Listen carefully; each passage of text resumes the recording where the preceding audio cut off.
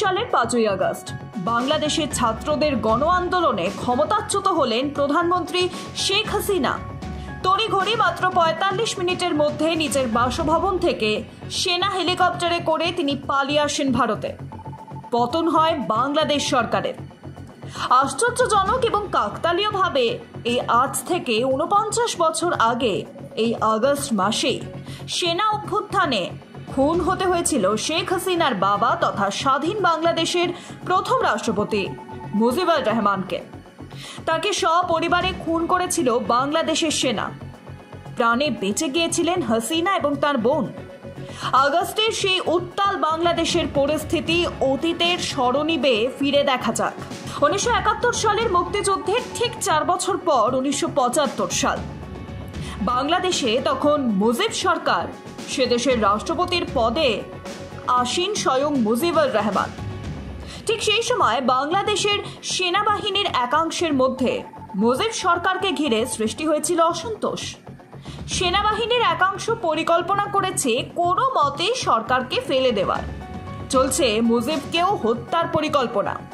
নানা সূত্র থেকে সেই সময় মুজিবের কাছে খবর আসছিল, খবর গিয়েছিল ভারতের তরফেও। ইন্দিরা জামানায় সেই সময় ভারতীয় গোয়েন্দা সংস্থা রয়ের প্রধান ছিলেন রামেশ্বর নাথ কাউ। তার কাছে খবর ছিল হত্যা করা হতে পারে মুজিবকে। সঙ্গে সঙ্গে তিনি জানান প্রধানমন্ত্রী ইন্দিরা গান্ধীকে। ইন্দিরাই কাউকে পরামর্শ দেন বাংলাদেশে গিয়ে বঙ্গবন্ধুর সঙ্গে দেখা করে তাকে সাবধান করতে। বাংলাদেশ গিয়ে বঙ্গবন্ধুকে সমস্ত সমস্যাটাই খুলে বলেন ভারতের গোয়েন্দা সংস্থার রিসার্চ অ্যান্ড অ্যানালিস্ট উইং অর্থাৎ রয়ের চিফ কাউ। বঙ্গবন্ধু তাকে জবাব দেন, ওরা আমার সন্তানের মতো, ওরা আমার কোনো ক্ষতিই করবে না। 1975 সালের আরও একবার রয়ের এক উচ্চপদস্থ আধিকারিককে পাঠানো হয় বঙ্গবন্ধুর কাছে তাকে সাবধান করতে, কিন্তু পাত্তা দেননি মুজিবুর। এমনকি আমেরিকার গোয়েন্দা সংস্থা FBI এর তরফেও মুজিবকে সতর্ক করা হয়, কিন্তু মুজিবের দৃঢ় বিশ্বাস ছিল তার দেশের মানুষ তার বা তার পরিবারের কোনো ক্ষতি কখনোই করতে পারে না। 1975 সালের 16ই মার্চ বঙ্গবন্ধুর জন্মদিনের ঠিক আগে ঢাকার 3 জায়গায় বোমা বিস্ফোরণ হয়। আমেরিকার মতে সেটাই ছিল বঙ্গবন্ধুকে হত্যার প্রাথমিক পদক্ষেপ। এর ঠিক 2 মাসের মাথায় 21শে মে প্রত্যেক দিনের মতো নিজের কাজ সেরে ধানমন্ডির বাড়িতে ফিরছিলেন মুজিব। সেই সময় তার উপর গ্রেনেড হামলা করা হয়। ভাগ্যক্রমে বেঁচে যান মুজিব। এরপরও সতর্ক হননি মুজিব। অন্যদিকে আগের 2 বার লক্ষ্যভ্রষ্ট হলেও তৃতীয়বার কোনো ভুল করেনি মুজিবের আততায়ীরা। 1975 সালের 15ই আগস্ট সকালবেলা 4টি দলে ভাগ হয়ে যায় মুজিবের আততায়ীরা।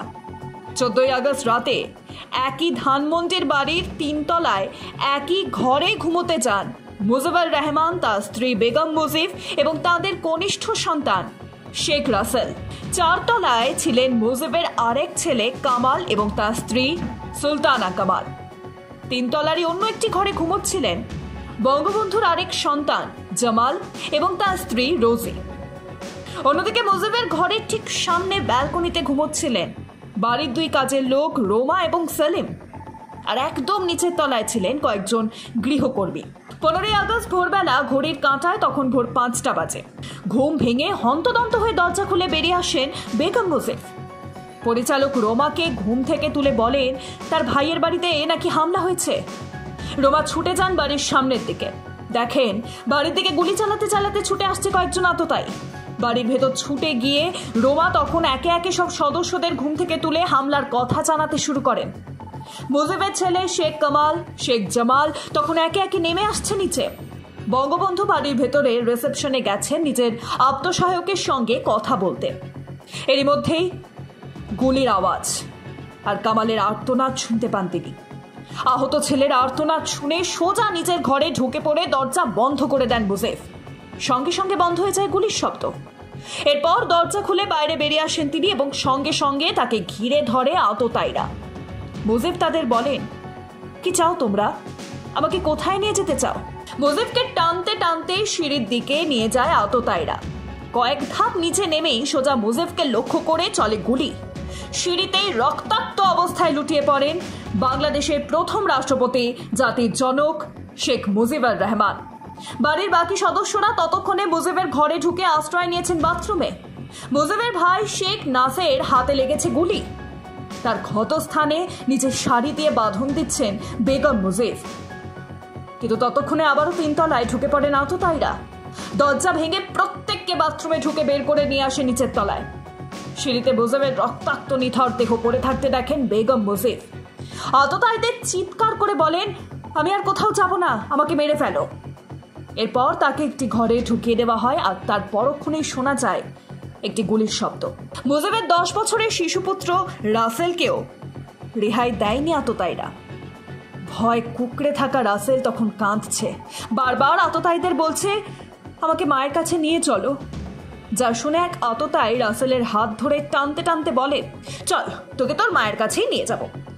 এরপর একটি ঘরে ঢুকে তাকে গুলি করে তারা। বাদ যাননি শেখ নাসেরও।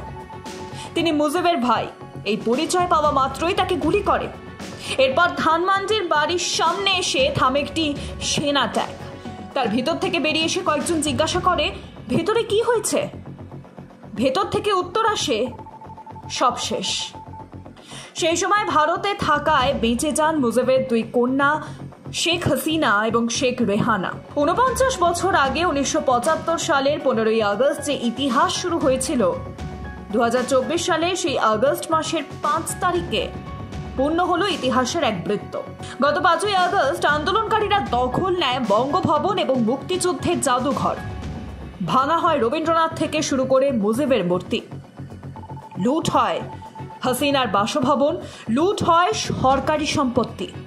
যে আন্দোলন শুরু হয়েছিল কোটা বিরোধিতা করে, সেই আন্দোলনই ক্রমশ পাল্টে গেল এক গণহিংসায়। 75-এর মতোই এবারও হাসিনা এবং তার বোন রইলেন ভারতে। 1975-এ 15ই আগস্ট থেকে 49 বছর কেটে গেলেও 2024-এর আগস্টও কিন্তু তেমনই রক্তমাখাই হয়ে রইল, বদলালো না ইতিহাস।